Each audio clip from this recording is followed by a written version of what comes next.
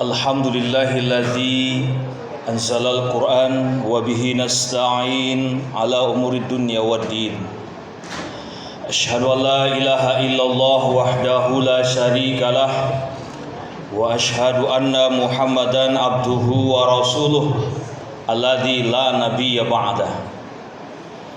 Allahumma salli ala Muhammad wa ala ali Muhammad, amma ba'd, fa ya ibadallah ittaqullaha haqqa tuqatih wa la tamutunna illa wa antum muslimun.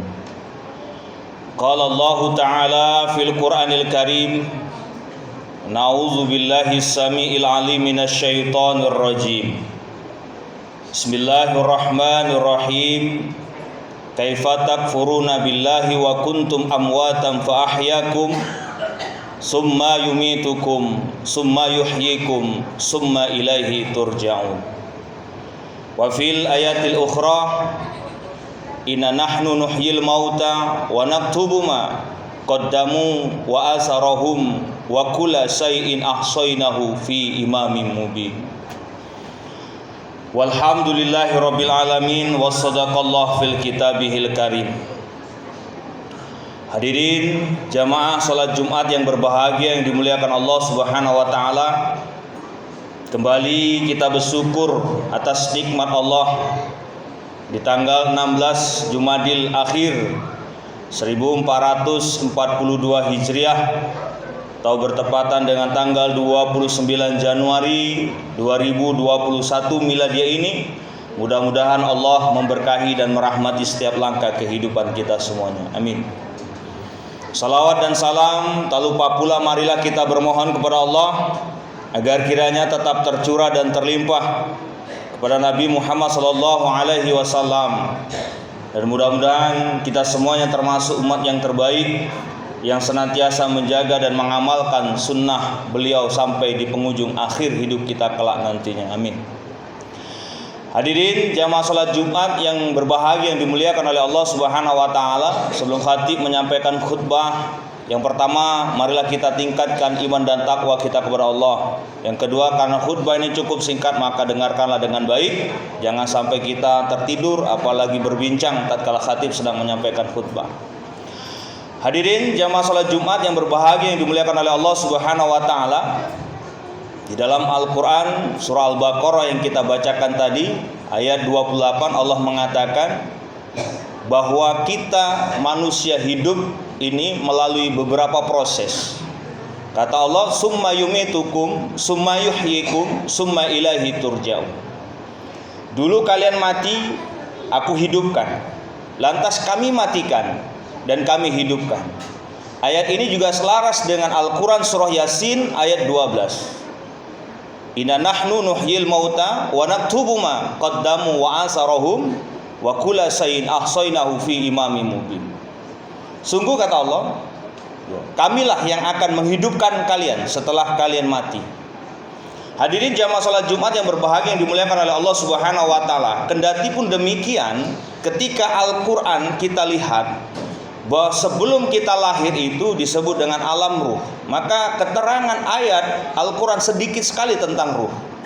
Bisa kita nanti lihat di dalam Al-Quran surah Al-Isra ayat 85, Allah mengatakan di situ bahwa ketika mereka bertanya tentang ruh, jawab mereka itu sangat sedikit, illa qalillah, ilmu tentang ruh sedikit.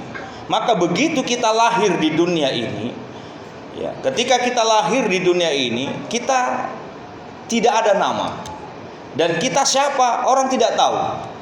Maka manusia memiliki inisiatif.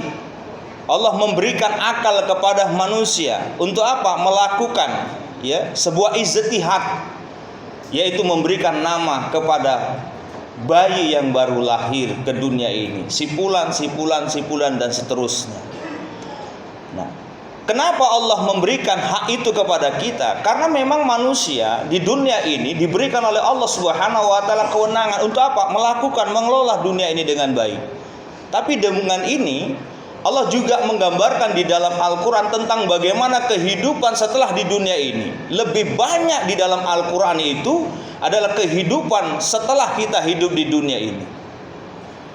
Kalaupun kita rata-ratakanlah manusia hari ini hidup paling lama 100 tahun, itu pun sulit kita mencari orang yang 100 tahun.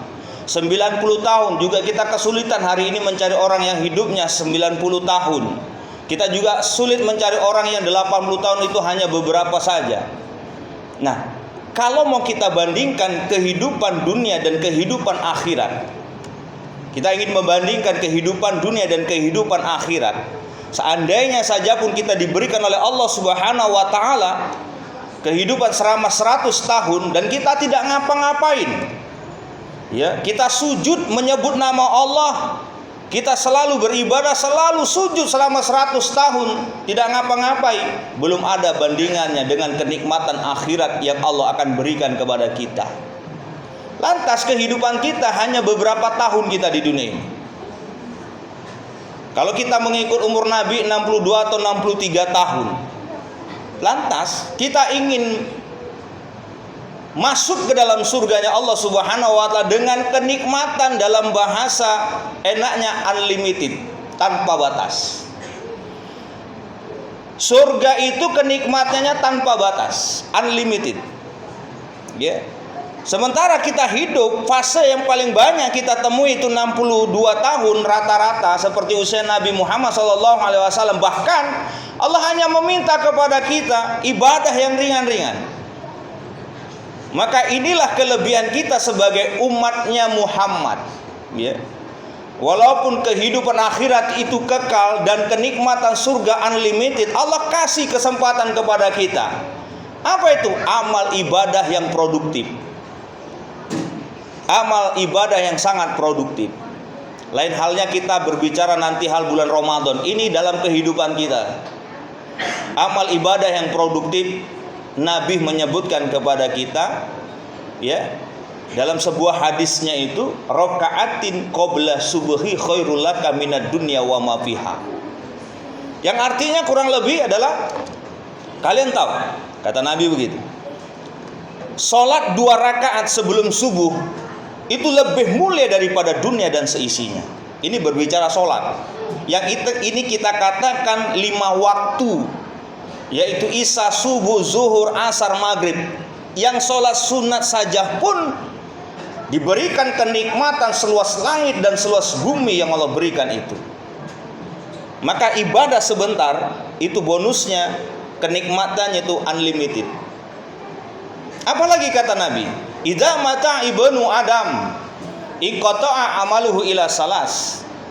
Kalau manusia itu nanti mati, ya, ketika kita menemui azal kita, Nabi memberikan kepada kita apa itu yang bisa menyelamatkan kita dan amal itu tidak pernah putus, kata Nabi.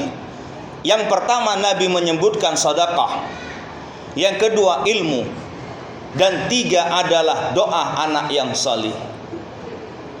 Kalau tadi ibadah kita, sholat kita udah kita selesaikan, itu kewajiban kita. Nah, ini ibadah yang 3 hal ini, yaitu sedekah kita, ilmu kita, dan doa anak yang salih.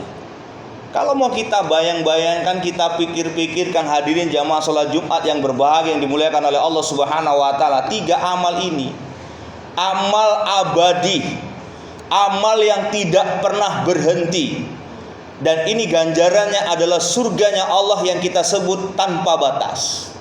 Lantas, benar nggak kita melaksanakan 3 amal ini dengan baik?